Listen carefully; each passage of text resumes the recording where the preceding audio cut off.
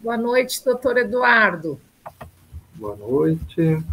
Prazer, muito obrigada em recebê-lo e obrigada por aceitar o nosso convite de participar de uma das palestras da Semana do Idoso da cidade de Canela.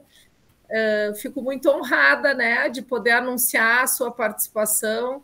Para quem está nos assistindo, o doutor Eduardo sabe, é médico psiquiatra e presidente da Abras, seccional Rio Grande do Sul, e muito me orgulha poder lhe apresentar hoje, falando sobre informação e acolhimento para as famílias que se deparam com a doença de Alzheimer. Ok, obrigado, Mariela. Eu que agradeço o convite, a oportunidade de estar aqui, agradeço a todos que estão nos acompanhando e aos que vão acompanhar depois, vai ficar disponível nas redes sociais, né, da Prefeitura. Um especial agradecimento ao prefeito Constantino Orsolim, que está ajudando bastante nessa campanha, para a gente ajudar, né, no conhecimento das questões que movem a velhice, né? Sim. A secretária também da Assistência Social, Carmen Saibit, e o vereador Alfredo Schaeffer. Tivemos aí a ação de iluminar a cidade nas cores roxas, né, no Dia Mundial da Doença de Alzheimer. Isso é importante, que as pessoas começam a entender, a compreender a importância que tem o tema. E é isso que eu vou falar, dessa importância do tema, em especial para familiares, aqueles familiares que convivem com uma pessoa com Alzheimer, as pessoas que têm Alzheimer e também aos cuidadores. Às vezes os próprios familiares são os cuidadores. Sim, e que bacana a gente poder disponibilizar essa informação e trazer conhecimento e acolhimento para essas famílias, né, doutor Eduardo? Exato, esse é o foco, né? A partir de um conhecimento, de uma ferramenta, de instrumentar as pessoas. Sem isso, a gente vai ficar tateando no escuro, como cegos, em meio a uma doença que está cada vez mais prevalente, né? Sim, sem dúvida. Então, eu vou lhe deixar à vontade para o senhor iniciar a apresentação, a gente fica controlando aqui as perguntas, e aí, em seguida, voltamos a falar. Eu vou controlando o tempo aqui, a gente lhe dá um sinal para o senhor ficar tranquilo aí em relação à sua exposição. Ah, ótimo. Eu já vou colocar na tela, então, aqui alguns slides que eu trouxe para vocês. Eu trouxe bastante slide, mas a ideia é eles servirem mais de base para a conversa que a gente vai ter. Acredito que vocês já estão enxergando aí. Sim, já estamos enxergando. Então, tá. Bom, a Mariela já me apresentou, né? Então, vou passar adiante aqui. Só vocês já me conheceram, né? Eu só quero trazer para vocês que eu não tenho nenhum conflito de interesse. Então, eventualmente, algum produto que eu falar aqui, ele se refere a alguma pesquisa que eu fiz, não tem nenhum vínculo comercial com isso, algum site, algum produto que eu trouxer na palestra. E eu começo com uma das informações mais importantes que a gente teve em 2018 da Associação Internacional da Doença de Alzheimer, né? E impressionante. Eu peço desculpas que está em inglês o slide, mas eu acho tão chocante essa imagem que resolvi manter ela assim.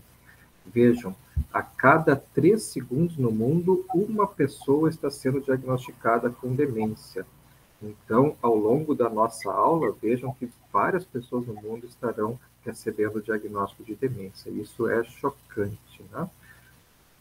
E a gente vê um crescimento cada vez maior. Nesse slide aqui, tem uma cor, um laranja clarinho e um laranja mais escuro. O clarinho eram as expectativas que se faziam de quantas pessoas estariam com um diagnóstico de demência, Alzheimer ou outros tipos de demência. Em 2010, se esperava 36 milhões, em 2013, isso foi para 44 milhões, então vejam o que se esperava e para onde foi.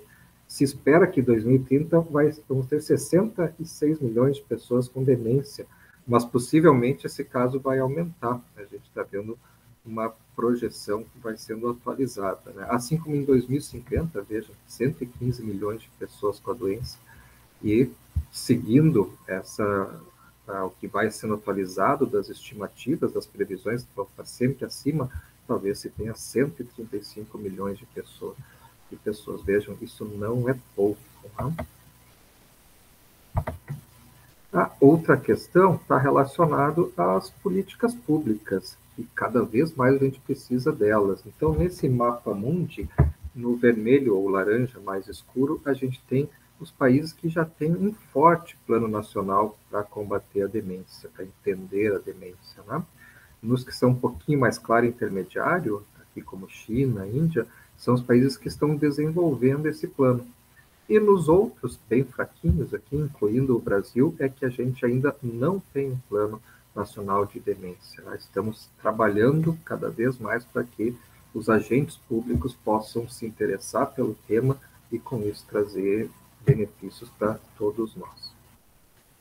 Bom, o Dr. João Senger, na sexta-feira passada, já falou para vocês, né, como a gente ver sinais de alertas que possam diferenciar o que é envelhecimento normal para o que é uma demência. Né? E aqui, só para lembrar, alguns desses sinais, a perda de memória é a principal no Alzheimer, mas aos poucos a pessoa vai tendo dificuldade também de realizar as atividades da vida diária, as atividades domésticas, por exemplo, ou que são comuns a ela no dia a dia. Os problemas de linguagem, algumas confusões para se expressar ou para compreender. O item 4, aqui, uma desorientação no tempo ou no espaço, eventualmente a pessoa se perde, não lembra o que foi fazer. Vai diminuindo o juízo crítico, a capacidade, né, o senso crítico da pessoa. Vai começando a extraviar as coisas, não sabe onde deixou. Número 7, aqui, colocando os objetos em locais errados, aqui está bem desenhado no item 7, uma geladeira com chaves dentro. A gente começa a achar estranho. Né? Geralmente, quando os pacientes chegam no consultório, os familiares dizem, faz quanto tempo faz? 1, 2 anos. Depois começam a se lembrar de algumas situações estranhas que aconteceram bem antes. Né? Então, geralmente a gente percebe os quadros de demência muito depois de eles já estarem acontecendo há algum tempo. Número 8, que as alterações no humor e no comportamento. Número 9, olha, algumas questões em risco, né, de não compreensão dos sinais ou da informação visoespacial. E também um retraimento das atividades sociais, a pessoa vai entrando em mais apatia ou com mais vergonha ao reconhecer o que está acontecendo com ela. Né? Quando a gente fala no cuidado ou no cuidador, se a gente botar na internet imagens dos cuidadores e familiares cuidadores, a gente vai ver imagens muito bonitas. Né? Dá vontade até de trabalhar dessa forma. Mas, porém, no dia a dia, não é isso que a gente percebe. A gente percebe que o cuidado de pessoas com Alzheimer é uma missão árdua e bastante desgastante. Né? Isso vale para todas as demências. Então, é importante que a gente possa também repensar se a gente consegue, enquanto familiar, ser também um cuidador, ou se é bom que a gente terceirize a parte técnica e fique com a parte afetiva, para não desgastar ainda mais o relacionamento e a nossa própria vida. Eu gosto dessa frase aqui, que diz que se a vida não está fácil para nós, imagina para quem fica cuidando da nossa vida. Não? Então, os cuidadores, eles têm um grande impacto no seu dia a dia, na sua saúde. A gente vai ver um pouquinho disso aqui. Porque a doença de Alzheimer, ela afeta toda a família, é uma doença familiar. Né? A gente vai vendo as mudanças de papéis, a gente começa a enlutar, a fazer um luto daquela pessoa que está em vida, mas ela já não representa ou não consegue fazer tudo que ela tinha de funções dentro do ambiente familiar antes. Né? E a gente tem o papel primário do cuidado de pessoas, né? 70% do cuidado está envolvido. Cerca de 80% das vezes, os cuidadores com pacientes com Alzheimer são próprios membros da família. E muitas vezes são os próprios companheiros também idosos. Então, chega muito frequente no consultório situações de uma pessoa com Alzheimer que foi tomar banho, escorregou, ia cair, para não cair, o cônjuge ou a cônjuge foi socorrer, e aí chegam todos descadeirados, né, no consultório, e muito estressados. Então, é importante a gente olhar para isso, porque o cuidador, seja familiar ou não, mas em especial os familiares, eles acabam tendo um cuidado 24 horas por dia, acaba sendo a rotina da pessoa cuidar do outro, né? E isso traz, inclusive, os aspectos de responsabilidade em administrar ou manejar a medicação, e tem muitos riscos quando a medicação não é dada da forma correta, né? Então, é desgastante também em se poder pensar quanto de responsabilidade tem em tudo isso. O impacto emocional é grande e também impacto financeiro. Se eu fazia alguma coisa e larguei para cuidar de alguém, a minha renda financeira vai diminuir. Se eu contratar alguém para cuidar, o meu gasto financeiro vai aumentar. Tá? Então, tudo isso está envolvido. Além, é claro, das alterações da própria saúde da pessoa com Alzheimer, que vão demandar mais atendimentos, de múltiplos profissionais da área da saúde, dos medicações, eventualmente alguma intercorrência, internações, enfim, tudo tem um impacto financeiro também.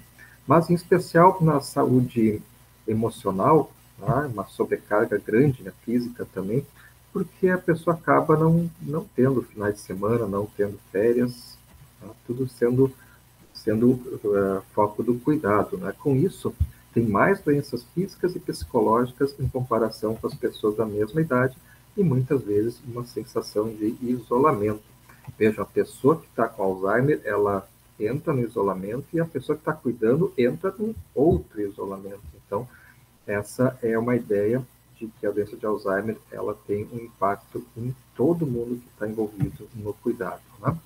Algumas vezes se escolhe dentro da família quem vai cuidar e os familiares dizem, não, isso geralmente vinha sendo assim, já mudou com os tempos, né, mas vinha sendo assim. A filha que não casou, que não teve filhos, essa era escolhida para cuidar do pai ou da mãe com Alzheimer, né? Bom, e aí diziam, bom, nós vamos viajar, tem que ser um feriado, vamos viajar no feriado, nós vamos para a praça, fica aí cuidando do pai e da mãe. Como assim?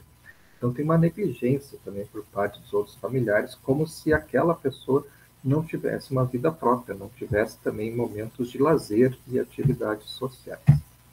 Vejam, quase 60% dos cuidadores relatam alterações de saúde ou distúrbios psicológicos pelo cuidado direto, e até 50% desenvolvem depressão.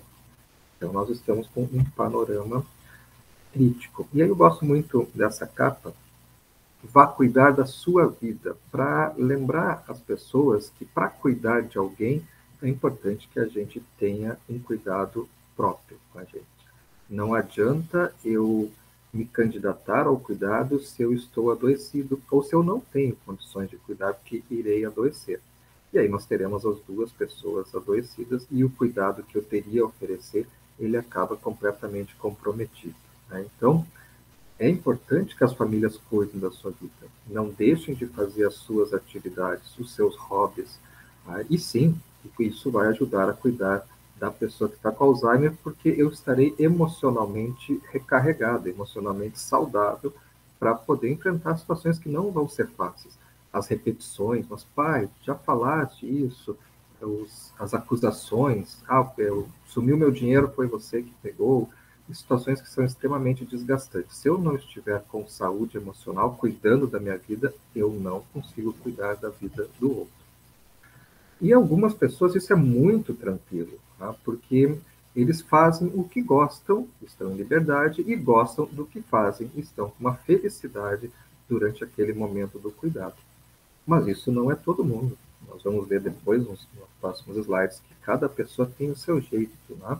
Cada pessoa gosta de coisas diferentes. Então, ok, se para ti o cuidar é algo que você gosta, fazer, né?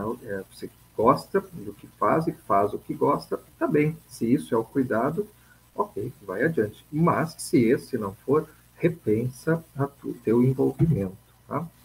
E tem pessoas que não gostam daquilo. Às vezes, os familiares se sentem obrigados a cuidar por situações sociais ou familiares, ou até cuidadores que se contratam, e as pessoas estão ali porque não têm outro trabalho, estão precisando daquela renda financeira, né? Então, é muito cuidado também disso, né? Algumas vezes a gente percebe quando vai visitar uma pessoa no seu domicílio, ela tem Alzheimer, a gente percebe nos cuidadores que eles não queriam estar ali. Então, muito cuidado. Cada pessoa tem a sua área de interesse, importante que a gente respeite isso, inclusive se a gente for contratar alguém para o cuidado. Uma boa entrevista na hora da seleção. Tá? Enfim, e tem algumas pessoas que não nasceram para trabalhar, né? Que o seu Madruga está dizendo que não existe trabalho ruim. O ruim é ter que trabalhar. Então, bom, essa pessoa realmente não deve ser quem está ajudando no cuidado direto de quem tem Alzheimer, né? Senão a gente vai estar incorrendo num grande erro. Bom, mas as pessoas com Alzheimer, elas têm muita dificuldade de expressar o que está acontecendo e cada vez mais elas vão perdendo isso.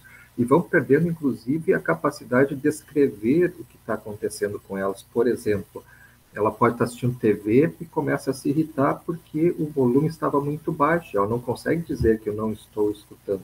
Ou o volume estava muito alto e ela não consegue dizer, olha, é isso que está me incomodando. Ou está muito quente, ou está muito frio. E a pessoa realmente ela tem uma falta de conexões neuronais que impede que ela conecte a sensação física com o que a repercussão disso no emocional dela e acaba se irritando. Então é importante que a gente exercite bastante a empatia. E empatia, o melhor conceito que eu achei até hoje foi esse, do grego empatheia, que significa tendência para sentir o que se sentiria caso se estivesse na situação e circunstâncias experimentadas, vivenciadas por outra pessoa. Ou seja, que a gente é como se a gente pudesse se colocar no lugar com o outro. Não é só se colocar no lugar do outro, é se colocar no lugar do outro como se fôssemos o outro. Porque eu posso me colocar no lugar do outro pensando ainda com a minha cabeça, com o meu raciocínio, com as minhas ideias. Né? E aí a gente pode estar incorrendo num erro.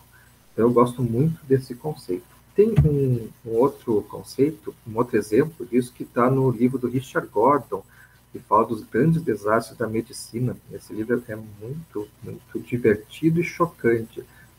São momentos trágico-cômicos da medicina. Né? E na abertura do livro ele comenta, até mesmo os equivalentes de gatinhos em cima de árvores, adutoras rompidas e tempestades são grandes desastres quando acontecem com você.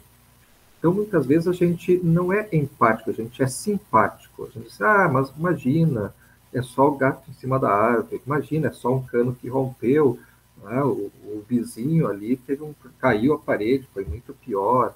Tá? Ok, mas o que a pessoa está vivendo naquele momento é tão sofrido, é tão importante que se torna um grande desastre. Que se a gente não puder nos colocar no lugar deles, como se fôssemos a cabeça da pessoa, o corpo da pessoa, talvez seja difícil a gente perceber, a gente traça pré-concepções.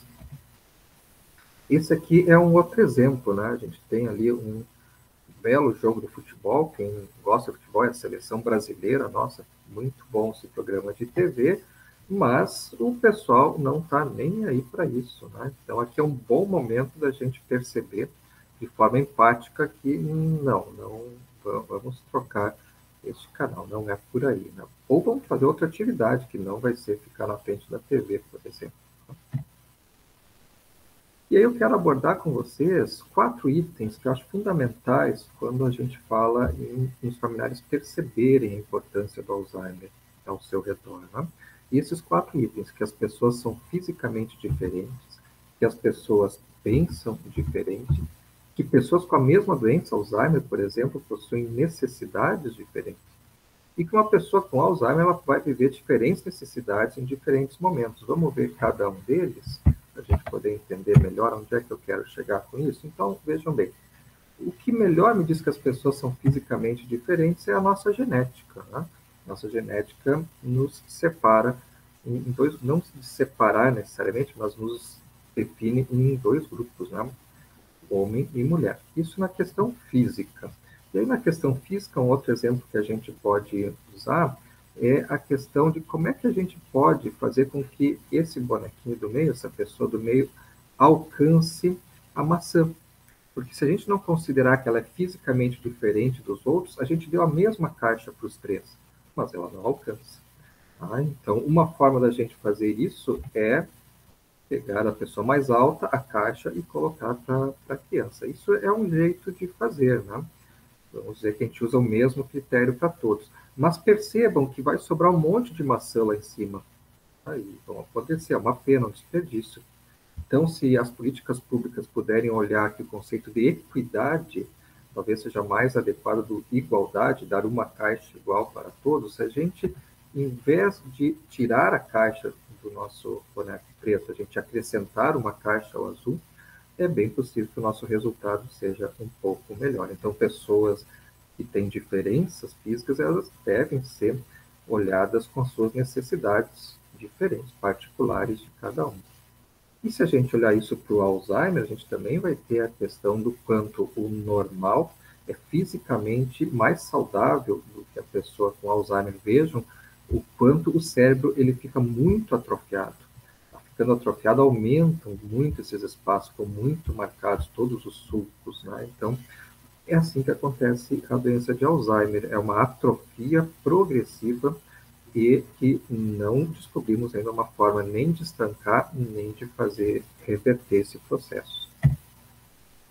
Nosso segundo item é que as pessoas pensam diferente. Vejam bem, agora, se fisicamente nós tínhamos XX e XY, ok, mas as pessoas podem se entender de vários gêneros, isso também tem um contexto neurobiológico que influencia, mas a gente faz várias construções em cima disso, né? Então, o pensar diferente amplia também os nossos horizontes. Tá? Uma outra forma de a gente pensar diferente, bem simples, olhem só, já se estudou, se estuda tudo, é bom que se pesquise tudo, já se pesquisou, inclusive, como as pessoas pensam o uso do oxigênio, do papel higiênico. Desculpa. Se você coloca o papel higiênico desta forma, com a borda correndo para longe da parede, para frente, ou desta forma, com a borda correndo para junto da parede. Aí, e se a gente não puder entender os motivos de cada um, tá? Tem pessoas que entendem que é mais fácil de picotar para frente, outras entendem que essa facilidade atrapalha se a pessoa tem pets, gatos, cachorros, quando tu vê, tá? Aquela cena do cachorro, do gato cheio de papel higiênico no chão, tá? Acusando que foi atacado pelo papel higiênico. Tá? Então, são formas diferentes de pensar e não está errado. Tá? As duas coisas funcionam, desde que a pessoa faça uma boa higiene, que é o mais importante na função do papel higiênico. Tá? Embora, em 1891, a patente do papel higiênico pelo Wheeler foi dele correr para frente, certamente pela questão do picote. Mas 60% das pessoas pensam assim e 40 pessoas nesse estudo mostrou que 40% pensam diferente. E está tudo bem, desde que a higiene seja bem feita. O nosso terceiro item é que as pessoas reagem de forma diferente a situações parecidas. Vamos ver, por exemplo, aqui é a notícia de gravidez. E essa família está comemorando muito, enquanto este casal parece que entrou num pesadelo. Né? Então, é a mesma notícia, com reações diferentes. Uma outra questão é uma separação de um casal, por exemplo. Né? A gente pode ter um lado que esteja sofrendo e o outro lado que esteja feliz com a separação. Vejam, o mesmo evento com percepções, vivências diferentes. E assim a gente começa a trabalhar um pouco a ideia de empatia, de poder perceber como aquela pessoa está vivendo aquele momento. Por fim, que uma pessoa com demência pode ter diferentes reações e necessidades em diferentes momentos. Vamos tentar entender um pouco isso? Então, vamos ver que a doença de Alzheimer, como eu falei, ela vai causando uma atrofia, uma perda de neurônios, e isso, obviamente, vai impactando no seu funcionamento emocional, mas também no seu funcionamento físico. Vejam que os neurônios coordenam nossas atividades do corpo e vai se precisando cada vez mais assistência, né? Uma pessoa independente, daqui a pouco precisa bengala, daqui a pouco uma cadeira de rodas, que ela mesma conduz, alguém para conduzir a cadeira, ou até nas fases mais avançadas do Alzheimer, a pessoa completamente acamada. Tá? E para que a gente possa olhar para isso, também é importante olhar alguns conceitos de autonomia, que é a capacidade de gerir a própria vida e tomar decisões. Tá? O quanto eu posso decidir por mim mesmo. Em algum momento, a pessoa com Alzheimer vai começar a perder essa capacidade progressivamente, até não ter nenhuma, e a gente pode precisar de um movimento como a interdição. E a independência, que diz respeito ao aspecto físico, né? A capacidade de realizar as atividades cotidianas sem o auxílio de outro, que também, ao longo da doença, vai se perdendo. E se a gente puder olhar a segurança, o conceito de segurança do paciente, da OMS, é esse: é a redução dos riscos associados à assistência em saúde ao mínimo possível, reduzir os riscos, né? A gente oferecer essa segurança para o paciente também, tá?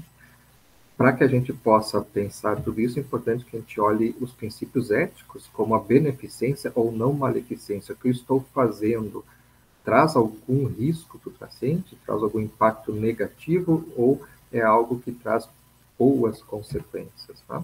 Olhar para a dignidade, para a gente não expor essas pessoas, respeitar a escolha que ela possa ter, porque isso é o respeito à autonomia, enquanto ela tem, né, alguma autonomia para pensar e decidir o que ela gosta, né? Sempre a pessoa vai estar em primeiro lugar. A gente vai centrar sempre o cuidado na pessoa, para que a gente possa prover todo o cuidado que o paciente ou a pessoa, né, precisa, merece. Esse artigo é muito legal, um trabalho que mostra que pequenas coisas importam, né? Então, eles estudaram no hospital as perspectivas de pacientes com demência, e eles viram que as coisas mais importantes que apareciam é que eles pudessem estar num lugar, vejam bem, as falas dos pacientes com demência, né? Um lugar que elas podiam ter assegurado a sua independência, a sua segurança, um suporte social com interatividade e um lugar de respeito. Tem um paciente que a frase dele era assim: eu não consigo passar o dia sem fazer nada. Eu sempre costumava fazer as coisas em casa. Ele está falando do ambiente hospitalar, mas pode ser um residencial geriátrico, pode ser o ambiente da própria casa. Então, esse paciente diz assim: para mim é importante que todo dia eu estenda a roupa da cama, eu arrume a cama. Isso, para mim, é me sentir com independência. Tá? Então, vejam que algo muito, muito simples tem impacto na vida das pessoas. Mas a gente entra também numa questão bem delicada nos pacientes com Alzheimer, que são as alterações de comportamento, e as que mais dão dor de cabeça para as famílias. E elas são de várias: tem a agressão, a ansiedade, a agitação, a confusão, alucinações, repetições, a insônia, que tira o sono de toda a família, as flutuações cognitivas ao entardecer, chama síndrome do pôr do sol, ou sundowning, a desconfiança, as situações imprevisíveis e a perambulação, está caminhando, caminhando, caminhando. Todos esses aspectos, a Associação Norte-Americana de Alzheimer traçou diretrizes de como lidar com isso. E a Abras tem muito material a esse respeito. Né? Para você ter uma ideia, eu tenho uma aula que é só sobre essas alterações comportamentais. Então, tem bastante material que a Abras pode estar ajudando vocês. Para dar uma pincelada nisso, vejam só, esse é um trabalho numa UTI em 2000. Em 2000 eles estudaram por que as pessoas estavam agitadas na UTI. E eles foram vendo algumas causas. Delírio é quando tem uma condição física associada à agitação. Tá? Então, é essa fatia da pizza, 19%. Relacionado à agitação, a um efeito colateral de medicamento, 17%. A dor, 15%. A terem batido a cabeça, 6%, a febre, 6%, a sepse, que é uma infecção generalizada, 5%, a abstinência a alguma droga, por exemplo, ou medicamento, 2%, e uma causa renal, 2%. Ou seja, as causas físicas nesse estudo, nessa UTI, eram responsáveis por 72% das agitações. E aí, se a gente não olhar para isso e a pessoa estiver agitada, o que a gente vai dar de remédio? Um sedativo, possivelmente. Mas se fosse febre, o melhor seria um antitérmico. Se fosse dor, o melhor seria um analgésico. Se tem uma infecção, o melhor seria um antibiótico. Então, como é importante a gente poder olhar com bastante cuidado e enriquecer a nossa caixa de ferramentas com conhecimento que eu falava no início com a Mariela, né? E a Abras pode ajudar bastante nisso. E tem 5 aspectos que são as principais causas das alterações comportamentais. Se a gente viu na UTI muito relacionado a aspectos físicos, não é diferente dentro de casa. Desconforto físico, estimulação excessiva, estranheza com o ambiente, atividades complexas e frustrações ao interagir. Vamos ver um pouquinho dessas todas, né? Por exemplo, tá? Se tu estás com dor ou tu está incomodado, aquele exemplo que eu dei, o volume está muito alto, muito baixo, ou está muito claro o ambiente, né? Ou tem um estímulo muito grande, todos os netos foram visitar ao mesmo tempo e estão fazendo uma festa, uma correria, ou é um neto só que vale por todos, aí quer muita atenção. Pode ser dor de dente, por exemplo, né? Ou alguma coisa que é importante a gente dar atenção. O que está acontecendo? Às vezes, inclusive, é apenas a atenção, apenas entre aspas, porque a atenção é muito importante, a pessoa se sentir com alguém ali do lado. Né? Todas essas são causas de agitação. Tinha uma paciente que, quando mudaram o tapete, que ela passava o dia do quarto para a sala, para a cozinha, volta para a sala, com uma TV do outro lado, quando se trocou o tapete, ela ficou muito agitada. A gente fez exames, tentamos ver todas as outras causas de agitação, e ela continuava agitada. A única situação que tinha se modificado era o tapete, se botou um tapete novo e se mandou lavar. Outra ideia era de vender, doar, enfim. E eu falei para a filha, olha, vamos trazer de volta o tapete. Ah, mas é um tapete feio, sujo. Não, sujo não está mais, que vocês mandaram lavar, né? Então vamos trazer de volta. Ah, isso não vai funcionar. Vamos tentar, já olhou tantas outras causas e não tem.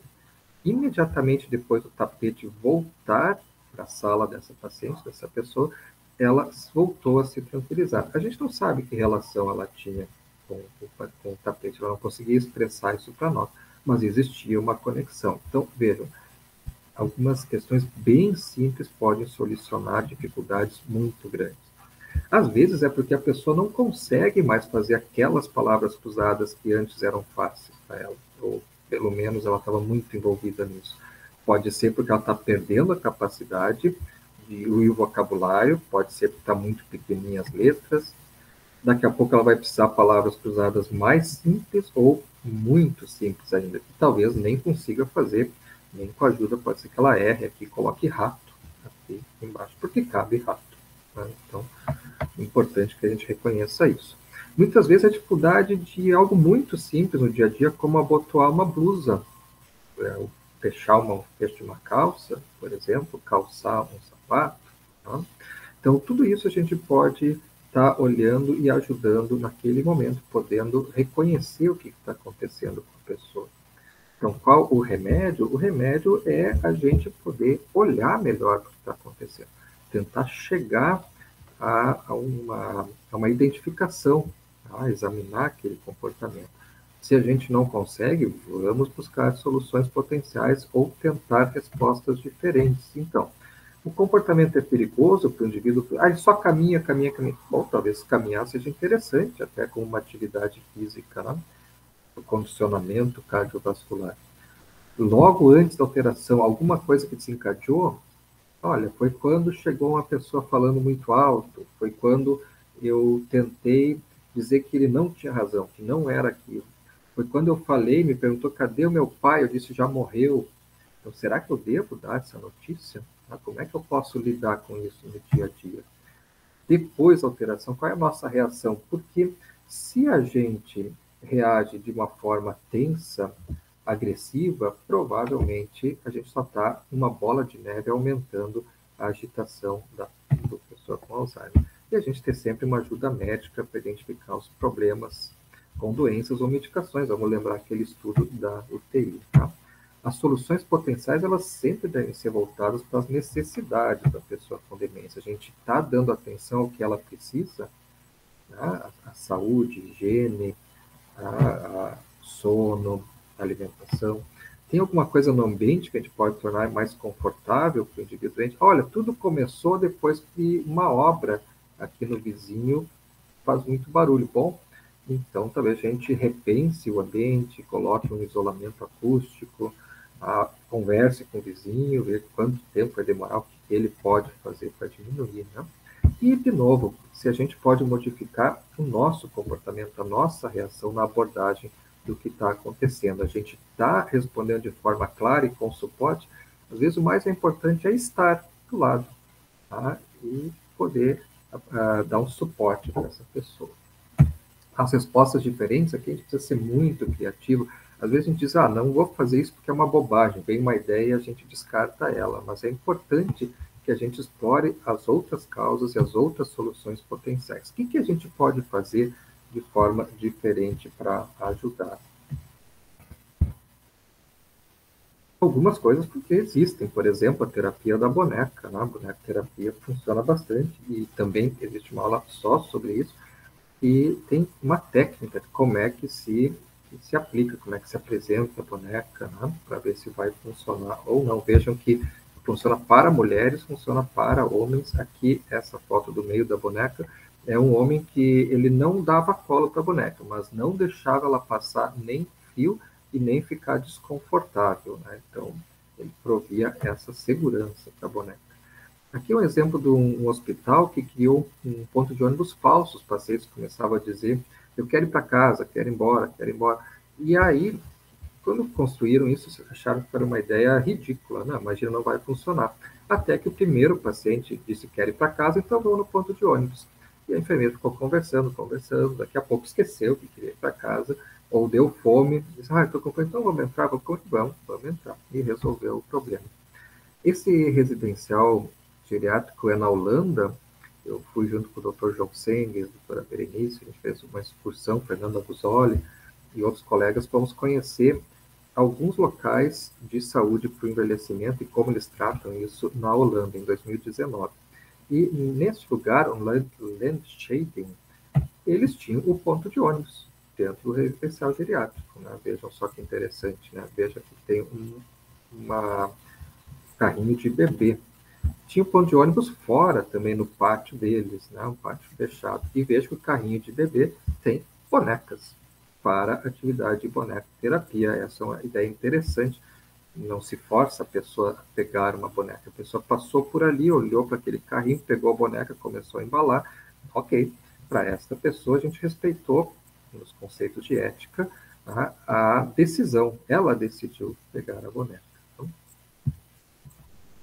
O Landscheiding também tinha esses quartos para mostrar como era feita a segurança nas camas e o estímulo que a pessoa, ela mesma, pudesse se ajudar para levantar, por exemplo, né? Então, vejam aqui uma guarda de cama para dar segurança total ao comprimento da cama, né? E a gente está falando na prevenção de quedas. A prevenção de quedas, que é um evento muito complicado em idosos, pode realmente mudar toda a trajetória de vida da pessoa.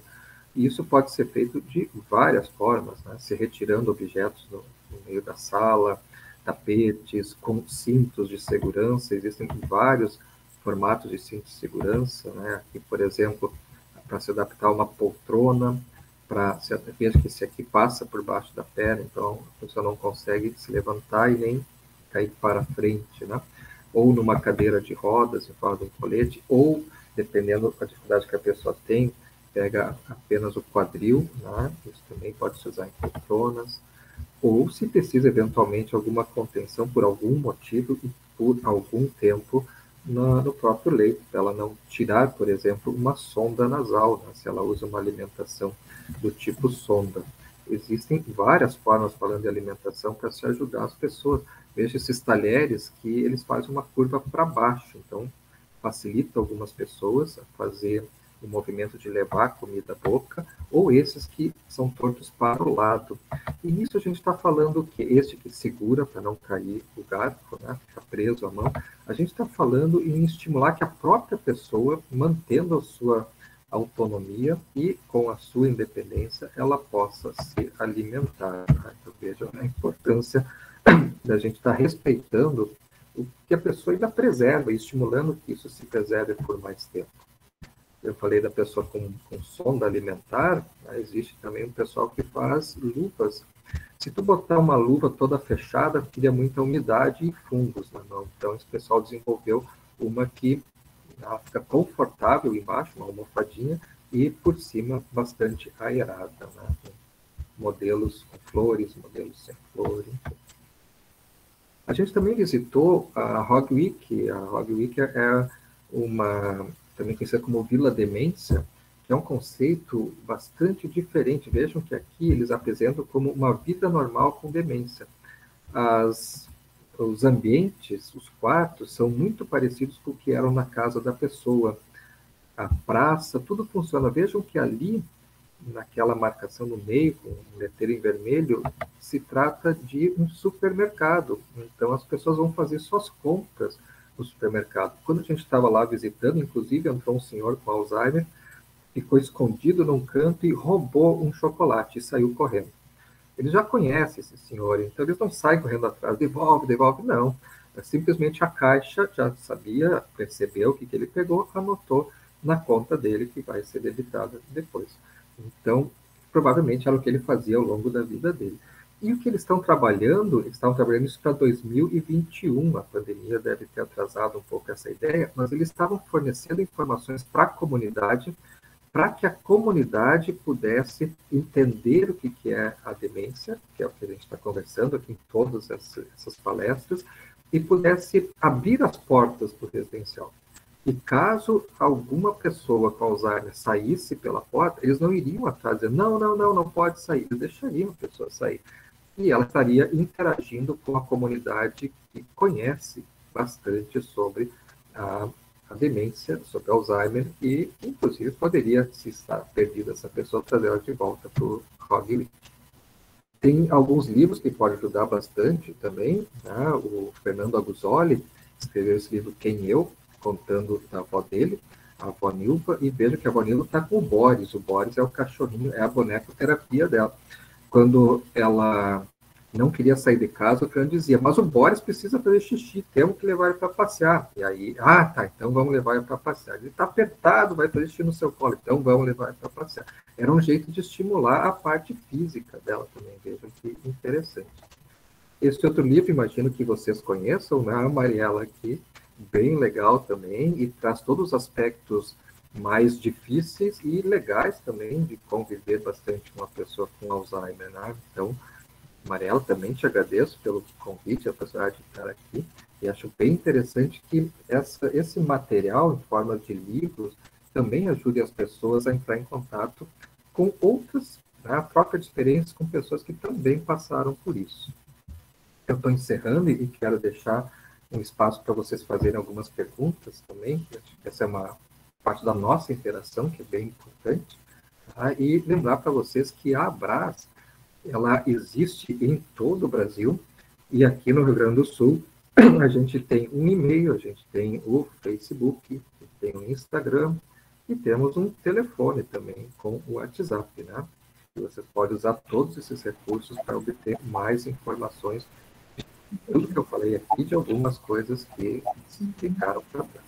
Eu quero dizer para vocês que, de posse de informação, a gente consegue se movimentar para atender às necessidades de quem não está nem com muita autonomia, nem com muita independência. A gente vai ser esse leão, o Lippe, vocês lembrarem desse desenho, o Lippe e o Hart, tá? O leão e a hiena, eles sempre botavam ela em confusão. Espero que com o conhecimento técnico a gente não faça isso. Mas que a gente possa mover esse barco, tá? Porque se a gente não tem conhecimento, as situações vão continuar acontecendo, e o que a gente vai ter é as duas pessoas adoecendo, ou 3 ou 4, ou a família toda, no sentido de que não se coloca para frente, se espera o vento levar, e às vezes o vento leva, às vezes a tempestade, às vezes o mar fica agitado. Então a gente precisa, é bom que a gente tenha mais conhecimento da doença, tá? Pessoal, o que eu quis trazer para vocês é isso. Agradeço muito a todos, a Mariela, novamente, a todos, o prefeito, a secretária, o vereador, todos que estão muito envolvidos nessa questão de trazer para vocês mais conhecimento sobre a velhice, sobre o velho, sobre as doenças como o Alzheimer. E eu, Mariela, fico à disposição para responder perguntas. Doutor Eduardo, É uma aula e tanto, né? E eu tenho certeza que nós aqui que estamos assistindo e acompanhando, assim como todas as pessoas que estão tendo essa oportunidade pelas redes sociais, enfim, da prefeitura, eu acho que se sentem acolhidas pela forma com que o senhor conduziu esse tema, que não é um tema leve, né? A gente é que terá essa condição como filhos, como cuidador, como familiar, de tornar um pouco menos difícil, vamos dizer assim. E me parece, me ocorre lhe dizer, antes de lhe fazer a pergunta aqui, que essa transformação que ocorre no paciente, ela é involuntária, né? Ela está totalmente associada à doença.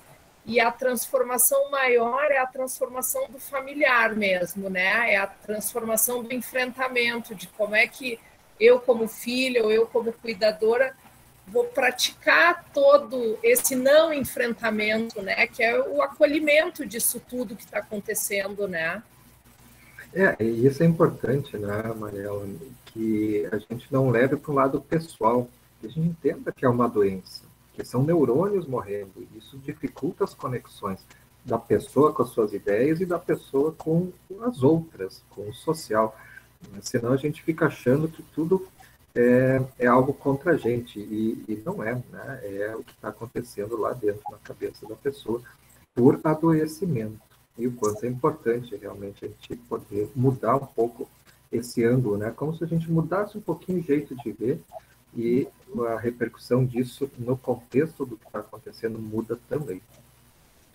Então, deixa eu lhe fazer aqui a pergunta que está registrada da seguinte forma: a família precisa passar pela aceitação da doença e o acolhimento do doente, e também vai precisar de apoio e suporte psicológico.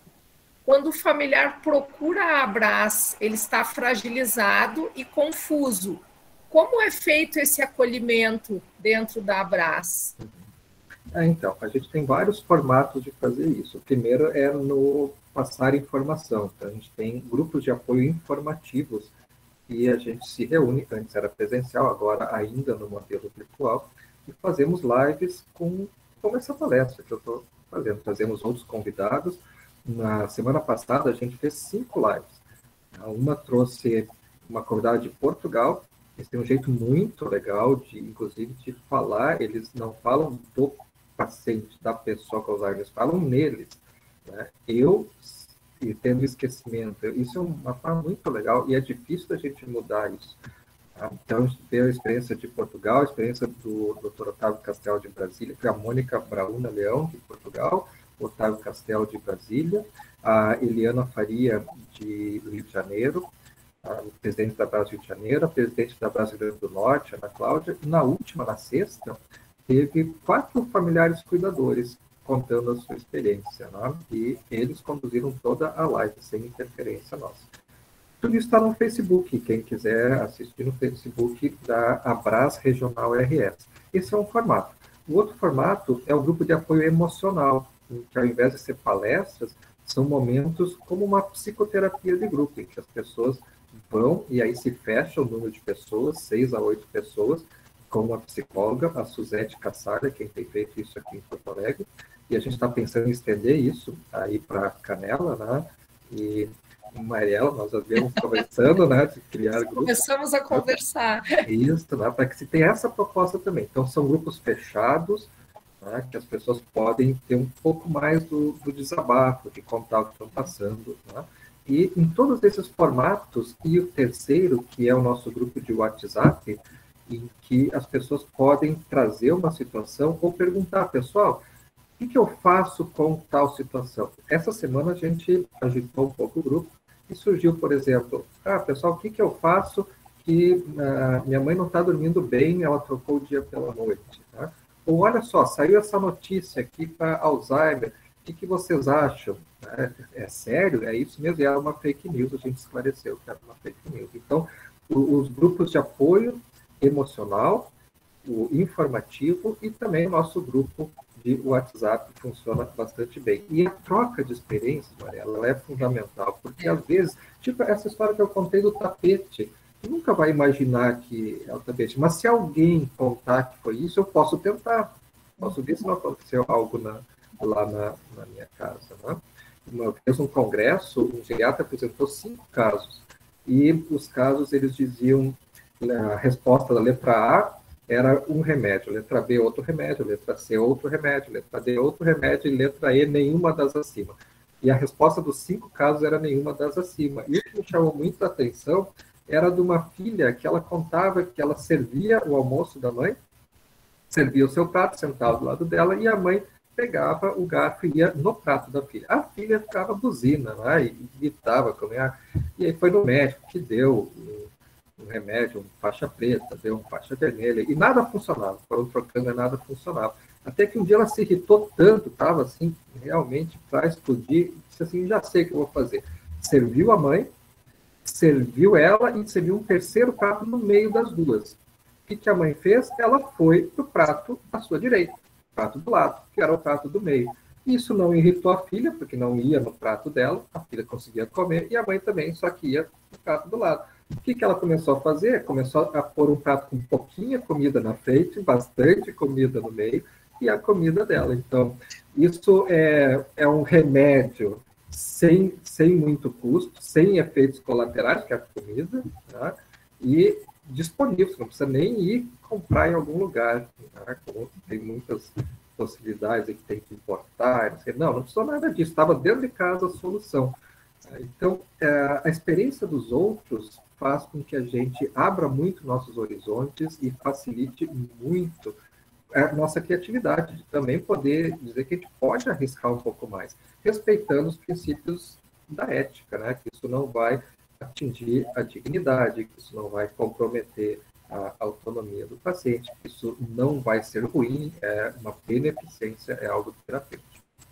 Sim, e a possibilidade desses grupos, num grupo de apoio, numa dinâmica relativamente simples, normalmente com orientação, né, doutor Eduardo, poder confortar a família e cuidador, né? Quer dizer, eu não senti que eu estou sozinha nessa situação, que existem outras famílias passando por essa, ou situações mais difíceis, e que às vezes as metodologias, ao serem trocadas, inclusive evoluem, né? Quem sabe a gente faz mais isso, ou quem sabe a gente faz mais aquilo, né? Bem lembrado, claro. E aí aquela imagem que eu coloquei na jangada, tá, que o leão deixa de ser um leão e passa a ser hiena depressiva e doente, né? É essa lembrança, não se está sozinho, não se precisa ficar sozinho. Tem muita gente para ajudar. Então, finalizando a resposta para a pessoa que está nos acompanhando, sim, a Abras tem algumas ferramentas. Pode ser que a gente não tenha, e não temos todas, pode ser que a gente não tenha soluções, mas a gente tem um espaço para acolher as pessoas no que elas estão passando na sua dor. E sempre que possível ajudar a diminuir. Legal. Doutor Eduardo, a gente percebe isso aqui em Canela, até em função do grande apoio que a gente teve das pessoas envolvidas no projeto. A dona Carmen está na sala aqui conosco, assistindo, e, na verdade, isso que o senhor traz, de que a gente não precisa enfrentar sozinho, eu acho que o resultado desses trabalhos, o movimento Viver Sem Saber, é o resultado de um trabalho em equipe, né? Talvez o lançamento do livro, bom, foi um processo individualizado meu, mas o movimento eu não vou fazer sozinha, preciso de todas essas pessoas que estão envolvidas, né? Então, e o legal, tanto do teu livro quanto do Fernando, e tem um terceiro que está vindo aí, uma terceira autora de Caxias do Sul, chegou para mim o livro dela, estou lendo, e para ver se a gente consegue validar também, para trazer para a Abras. O importante é que aí não é assim o médico, o doutor falando, é a pessoa que passou por aquilo, que tem a experiência, que são pessoas que têm o mesmo dia a dia. Né? Então, isso nos aproxima da realidade. E a forma, tanto quanto tu e o Fernando contam a história, é um jeito que faz com que a gente vá querendo saber mais, vai lendo mais, vai entrando. Tem períodos que a gente vai dar risada, tem períodos que a gente vai sofrer, que vai chorar. Como é conviver com uma pessoa com Alzheimer? Como é a vida, né? A vida, ela é assim, é como se fosse um eletrocardiograma. Se a gente tiver uma linha toda reta o tempo inteiro, é porque não tem vida, né? Sim, é aceitar que nós vamos continuar vivendo em meio a algumas tempestades, né? Não tem jeito, não vai ser sempre bonança, né?